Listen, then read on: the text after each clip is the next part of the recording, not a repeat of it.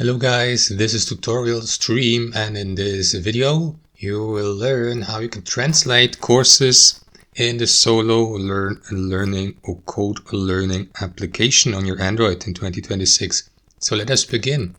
So guys, let me just launch SoloLearn on my Android, and what you need to do is log into your account, tap into Learn in the bottom left and simply go through that list of available courses. For example, you may expand one of these courses here.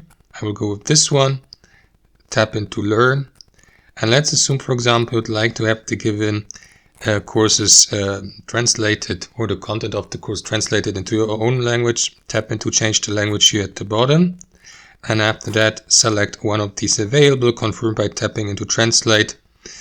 And that's it. After that you will be given the opportunity to continue by tapping into this button in the given language, guys. And that's how it works.